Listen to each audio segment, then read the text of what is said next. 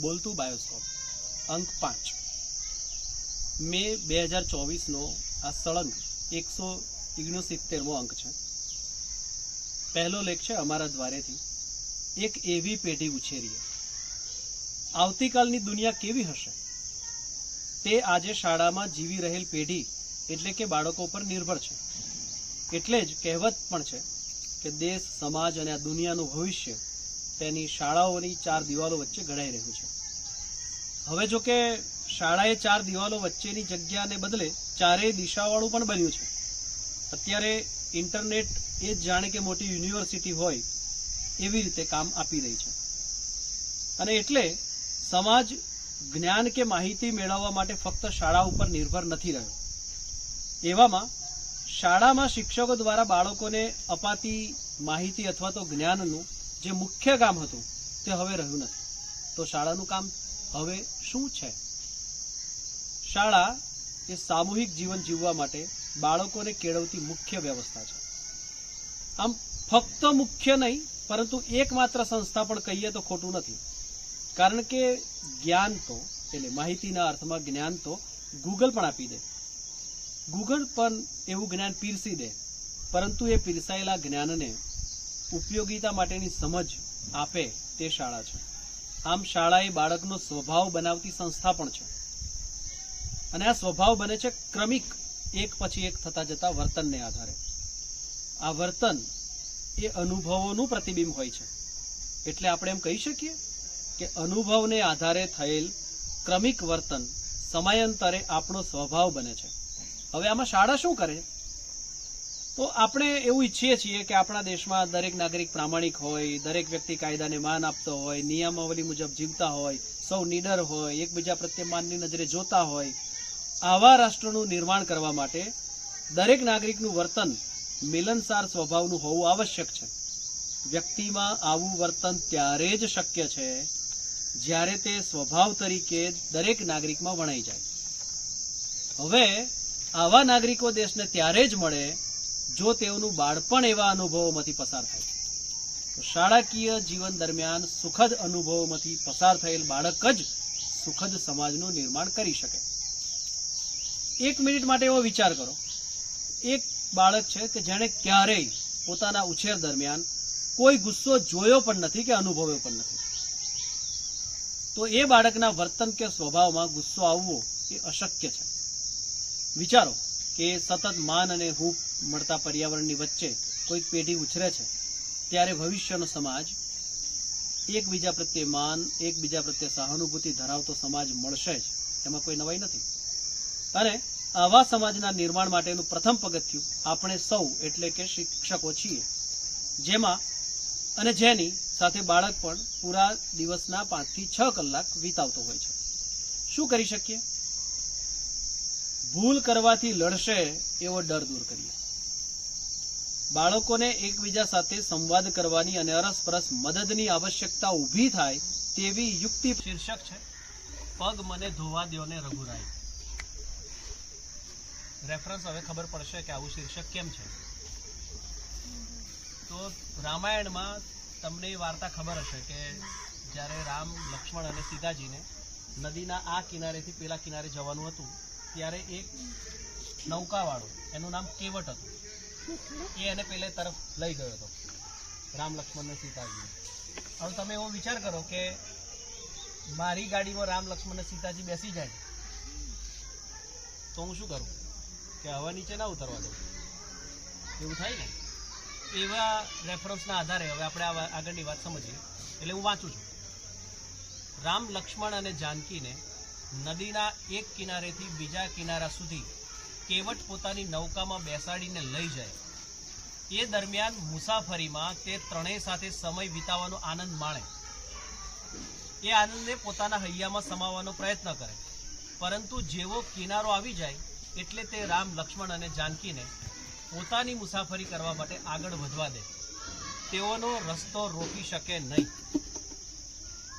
એક શાળાને જો નૌકા રૂપી ગણી લઈએ તો આપણે સૌ કેવટ એટલે અમે શિક્ષકો કેવટ છીએ, અને શાળા રૂપી નૌકામાં મુસાફરી કરવા આવતા બાળકો એટલે તમે બધા તેઓને તેમના બચપણથી કિશોર અવસ્થા સુધી પહોંચાડી યુવાનીમાં પગ માંડવા આપણાથી મુક્ત કરવા પડે અને આપણે પણ એ કેવટની જેમ એ મુસાફરીનો આનંદ મમડાવ્યા કરીએ.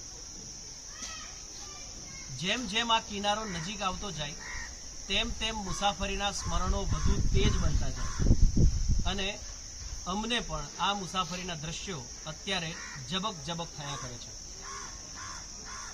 હું શું કહું છું સાહેબ, જેનો તકિયા કલામ બની ગયેલો, જેના નામે ઓનલાઈન ક્લાસમાં સૌથી વધુ પ્રશ્નો પૂછવાનો રેકોર્ડ છે એવી અનિતા. કારણ કે જેવો ઓનલાઈન ક્લાસ પૂરો થાય એટલે પહેલો કોલ અનિતાનો જ આવે કે હું શું કહું છું સાહેબ કે આજે તમે આ કરાવડાવ્યું તે શું કરાવડાવ્યું, એમાં હવે શું કરવાનું. એવી આ અનિતા શાળાની પ્રમુખ પણ ખરી. એની કોઠાસૂઝ વડે શાળાની પ્રવૃત્તિઓમાં ઉમેરેલી નવીનતા સદાય રહેવાની છે. એ તો પહેલા દિવસથી જ લીડરની જેમ વર્તી છે. એનાથી વિપરીત અંગ્રેજી માધ્યમમાંથી શિફ્ટ થઈ શાળામાં આવેલા હર્ષિલને બોલતો સાંભળવા માટે કાન સતેજ કરવા પડતા. તને જો યાદ હોય તો હું બિલકુલ તારી બરાબર બાજુમાં બેસીને તારી જોડે વાત કરી શકતો. જો હું તારાથી આમ દૂર બેસું અને પછી તને કશું પૂછું અને તું જે જવાબ બોલું એ મને સંભળાતો પણ નહોતો, એટલે કાન સતેજ કરવા પડતા. એ સ્થિતિથી લઈને કોઈ પણ પ્રકારના પક્ષપાત વગર શાળાનું નેતૃત્વ કરતો જોઈ શાળા તરીકે જે પ્રક્રિયાઓ થઈ રહી છે તેની ઉપર શ્રદ્ધા બેસે. એને જે રીતે દિવ્યસિંહ, પ્રિન્સ, સાગર, રુદ્ર એ આખી ટીમને પ્રેરિત કરી છે તે જ તેના નેતૃત્વના કૌશલ્યનો નમૂનો છે. બચપણમાં કબૂતરને રહેવાની જગ્યાને સાફ કરવા માટે પક્ષીઘરમાં ખોવાઈ ગયેલો પ્રિન્સ, યાદ છે એ ઘટના તમને કોઈ? હે, બપોર સુધી એ પ્રિન્સ અમને સૌને 8મા ધોરણમાં ચીવટપૂર્વક અભ્યાસ કરતા પ્રિન્સ તરીકે પાછો મળી ગયો. અને આપણે જોયું હશે કે એના જે 8માના પેપર્સ બહુ સારું કર્યું. હર્ષિલની જેમ જ અંગ્રેજી માધ્યમમાંથી આવીને ગુજરાતી અર્થગ્રહણને આત્મસાત કરનાર રુદ્ર હોય કે પોતાના સ્વભાવની અંદર ફેરફાર કરી ઝીણી ઝીણી બાબતો ધ્યાનમાં રાખી કાર્ય કરતો સાગર, સામાન્ય રીતે ચૂપ રહેતો પરંતુ ગુસ્સો આવી જાય ત્યારે સૌને વેર વિખેર કરી દેતો યુવરાજ. યાદ છે પર કલર માટે ગુસ્સો થયો, પર્પલ કલર કે શું? યુવરાજ, હા ને, યુવરાજ કિરણ. વર્ગ સિવાય હવે જે આવે છે આજે નથી, વર્ગ સિવાય બધે સ્વર્ગ લાગે. મોકો મળેલે લટાર મારી લેવાની ફિરાકમાં હોય એવો અમારો ગોલું મોલું કીર્તિમાન. ખાનગી શાળામાંથી તૂટેલા આત્મવિશ્વાસને એક એક કરીને સાંધામેળ કરતા વિરેન્દ્ર અને વનરાજ, જુદી જુદી સ્થિતિઓમાં સંઘર્ષ કરતા રહેતા કલ્પેશ, રાજેન્દ્ર, જયેશ, જીતેન્દ્ર, તમે સૌ એ અર્થમાં હીરો છો કે જેઓએ મુશ્કેલીઓની અંદર પણ શીખવા માટેની યાત્રા અટકાવી નથી. શુક્લકડી શરીર અને મોટું બ્રહ્માંડ દેખાય તેવું હાસ્ય ધરાવતી દિશા, અમારું પઢાકું વિમાન, જેના વડે પ્રચલિત થયેલી ગણિતની રીતિ એકદમ વર્ષો સુધી સૌને યાદ રહેશે અને વપરાતી રહેશે. અને એ ગણિતની એ રીતિ એટલે રાકલાના દાખલા. વાત વાતમાં રીસાઈને જેને રીસાવવામાં પણ બરાબર મહારત હાથ ધરી લીધી છે તેવી કોણ હશે? જાનકી. હા, તેવી જાનકી કે જેણે વર્ષ દરમિયાન ગ્રુપના લીડર તરીકે જ નહીં પણ પ્રવાસ સચિવ તરીકે પ્રવાસ દરમિયાન વધુમાં વધુ શીખી શકાય, જાણી શકાય, માણી શકાય અને ઓછામાં ઓછી મુશ્કેલીઓ કેવી રીતે પડી શકે તેવું આયોજન કરીને બતાવ્યું. ત્યારે અમને, આપણને બધાને ખબર પડી અને એને પણ સમજાયું હશે કે જો તે પોતાને કેવું લાગે છે તેની તરફ ધ્યાન આપવાને બદલે પોતે શું કરવું જોઈએ તેની તરફ ધ્યાન આપે તો શક્તિશાળી બની શકાય. તેનાથી તદ્દન વિપરીત સ્વભાવથી તેની સાથે જોડાઈને શાળામાં એક પછી એક નવીનતા ઉમેરતી જતી દિવ્યા. વિપરીત એટલે કહ્યું કે તું સૌથી ઓછું રીસાય છો. ધીમું અને ઓછું બોલે, પરંતુ જ્યારે પણ કહે ત્યારે પોતાની વાતમાં અને અવાજમાં મક્કમતાને બરાબર રજૂ કરી શકતી રાજેશ્વરી. બીજા જેમ ઘોટો ના પડે, અમુકના ઘોટા બહુ પડે, એવી રાજેશ્વરી.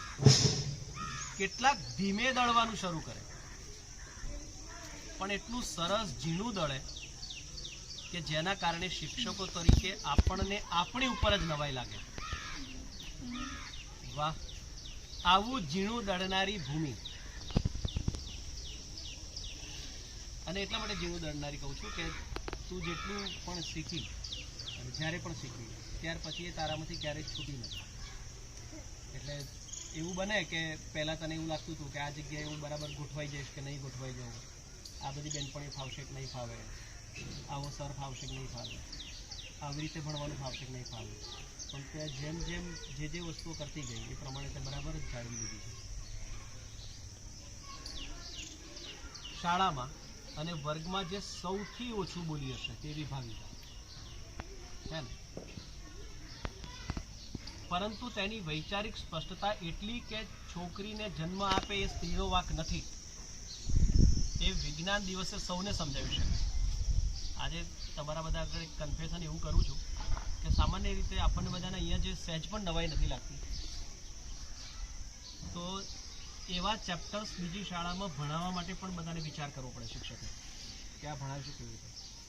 એના બદલે જે રીતે વિજ્ઞાન દિવસે બધાને સમજાવતી હતી કે ભાઈ એક્સ વાય એક્સ કેવી રીતે રંગસૂત્રો કામ કરે છે, તો એ એની વૈચારિક સ્પષ્ટતા છે. એટલે એવી ઘણા બધાની છે, પણ આ ઘટના યાદ એટલે આવી કે એણે તે દિવસે રજૂ કર્યું હતું. એટલે એની સાથે જ ઓરિગામીથી લઈને વેસ્ટમાંથી બેસ્ટ બનાવવાનું તેનું કૌશલ્ય શાળામાં ફેલાયેલું જ રહેવાનું છે.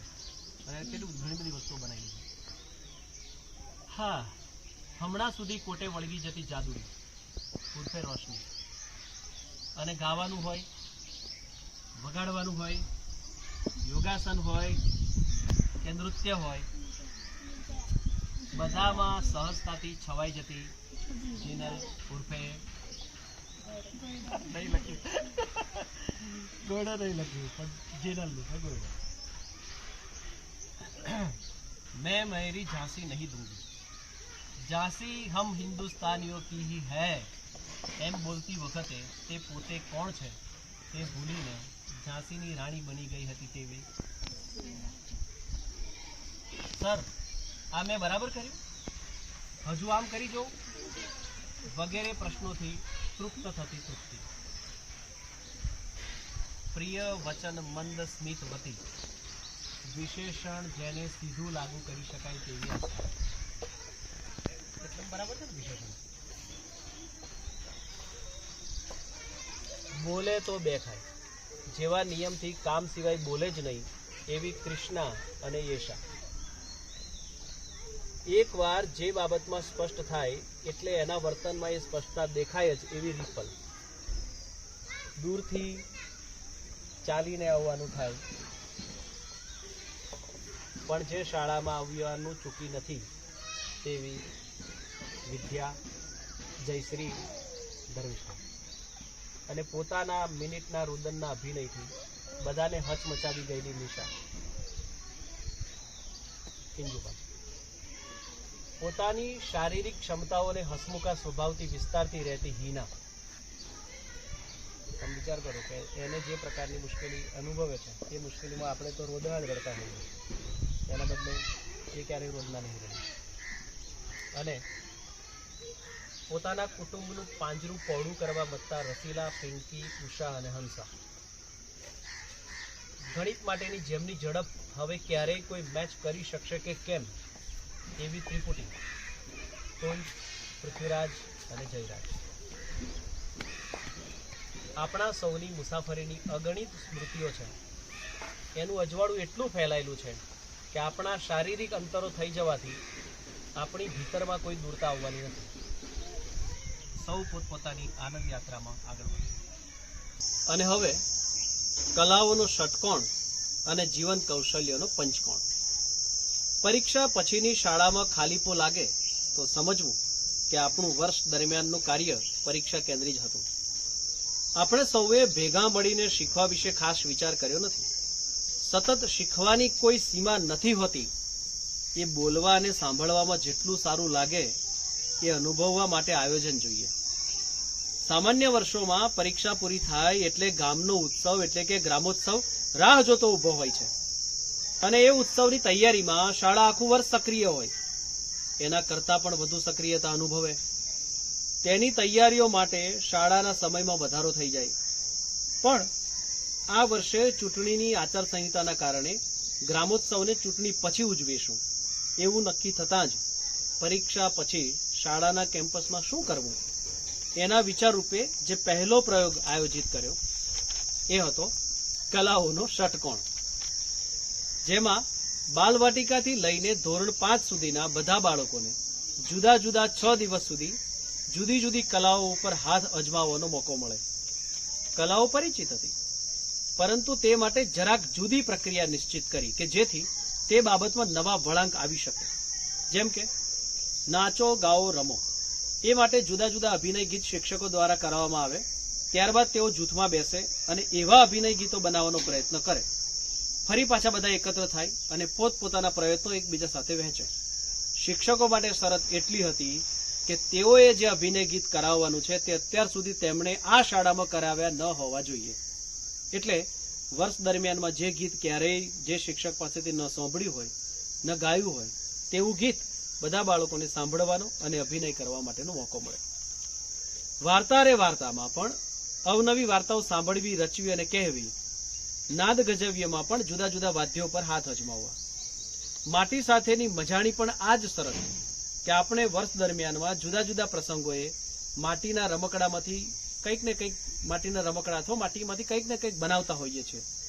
પરંતુ આ વખતે માટીમાંથી એવી કૃતિ બનાવવાની છે જે તમે અત્યાર સુધી ક્યારેય બનાવવાનો પ્રયત્ન પણ ન કર્યો હોય. અને સાચે જ એ માટી સાથેની મજાથી બનેલી આ કૃતિઓ અમને જોઈને ઘણી મજા પડી.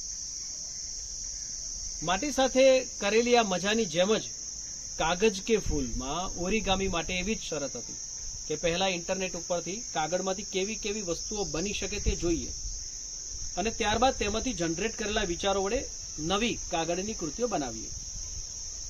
જો કે સૌથી વધુ મજા તો બધાને રમે તેની રમતમાં પડી. એમાં સૌ પોતે ઘરે કઈ કઈ રમતો રમે છે, શેના વડે રમે છે, કેવી રીતે રમે છે, કોની સાથે રમે છે તેવા પ્રકારની વાતો તો કરી જ સાથે સાથે જે રમતો અત્યારે ઓછી રમાય છે એવી ભમરડો ફેરવવો, ગિલ્લી દંડા રમવા, વ્યાપાર, ચોપાટ, લખોટી જેવી રમતો રમ્યા પણ ખરા. જ્યારે ધોરણ 6 થી 8માં પણ પરીક્ષાઓ પૂરી થઈ એટલે ફરીથી એવો વિચાર કર્યો કે હવે બીજું શું કરી શકાય. એક પ્રસ્તાવ તો તેમણે મનમાં બનાવી જ લીધો હતો કે રમત તો રિપીટ કરવી જ પડશે. બીજા 4 વિષયો પર તેમની સાથે ચર્ચા કરી. તે પૈકી દર વર્ષે જે રીતે તેઓ જૂથમાં બેસી વ્યક્તિત્વ વિકાસ માટેના ગુણ નક્કી કરે છે તે દિવસ નિશ્ચિત થયો, જેમાં સૌ પ્રથમ જે તે વિદ્યાર્થીને જ પૂછવામાં આવે કે તેને કેટલા ગુણ આપવામાં આવે. દાખલા તરીકે સહાધ્યાયીને મદદ કરે છે એ વિધાન માટે તો જેના ગુણ મુકાતા હોય તેને જ પૂછાય કે તને શું લાગે છે કે સહાધ્યાયીને મદદ કરે છે એ માટે તને 10 માંથી કેટલા ગુણ મળવા પાત્ર છે. તે જે આંકડો કહે તેની ઉપર ગ્રુપમાં ચર્ચા થાય અને સર્વાનુમતે તેના ગુણ મૂકવામાં આવે છે. આ આખી પ્રક્રિયામાં ગુણ એટલે કે માર્ક્સ ને બદલે ગુણ એટલે કે ક્વોલિટી વધુ મહત્વની બની જતી હોય છે. બીજા દિવસે જુદી જુદી સર્જન ક્રિયાઓનો ઉપક્રમ રાખ્યો, જેમાં તેમને ગમે તેવા ચિત્રો, વાર્તાઓ, કવિતાઓ કે નિબંધ લખવા. અહીંયા પણ ધોરણ 3 થી 5માં જે કર્યું હતું એ મુજબ જ કે અત્યાર સુધી મન ન દોર્યા હોય તેવા ચિત્રો, ગીતો, કવિતાઓ વિશે વિચારો એની ઉપર ભાર મૂક્યો. ચિત્રો દોરતા પહેલા વિશ્વના પ્રખ્યાત ચિત્રો તેમને બતાવવામાં આવ્યા, જેમાં મોનાલિસાથી લઈને પાબ્લો પિકાસો સુધીના આ બધું જ જોયું. આના કારણે આ ઉંમરે તેઓ માત્ર જે પ્રકારના ચિત્રોથી બંધાઈ ગયા હોય એ ચોખ્ઠું થોડું હળવું થયું. કેટલાકના ચિત્રોમાં તે હળવાશ દેખાય પણ ખરી. એ જ રીતે એક દિવસ મારી અક્ષરની શિક્ષક જ્યાં અક્ષરોને પણ ઉકેલી શકાય તેવા ચિત્રોમાં બદલવાનો પ્રયાસ કર્યો. આ પંચકોણ ઉત્સવમાં જે દિવસની મજા સૌથી વધુ રહી છે તે વિચાર વિશે વિચાર કરીએ. ત્યાં અમે સૌ સાથે મળી એક કોંગલમ રૂપે આપણે કોઈ પરિસ્થિતિમાં જે વિચાર કરીએ છીએ ત્યારે તે માટેના કયા પગથિયા આપણા મગજમાં રચાય છે તેના વિશે ચર્ચા કરી. આના જ એક્સટેન્શન રૂપે બંધારણ રચવું હોય તો આપણે કેવા પ્રકારે વિચારણા કરવી જોઈએ તેનો વિચાર કર્યો. આમ સતત રોજે રોજ જે પ્રકારની પ્રક્રિયાઓમાં શૈક્ષણિક સામગ્રી આડખીલીરૂપ બનતી હતી એની ગેરહાજરીમાં તેમને અનુકૂળ પડે તેમ વાતો કરતા કરતા ચર્ચા કરતા કરતા કેટલુંક તારવતા નોંધતા જઈને શીખવાની મજા પડી. થોડાક ફોટોગ્રાફ્સ વગેરેની લિંક અને એનો વિડીયોઝ એ પણ તમે જોઈ શકશો, માણી શકશો. અમને યાદ રહેશે આ પણ.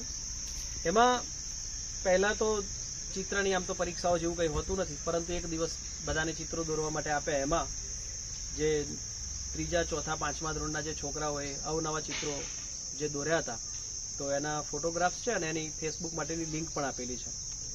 યોગની પણ, કે આખું વર્ષ આપણે યોગ કરીએ છીએ તો અત્યારે અમારા યોગનું સ્તર કયું છે તો એના વિશેના પણ ફોટોગ્રાફ્સની એક લિંક છે.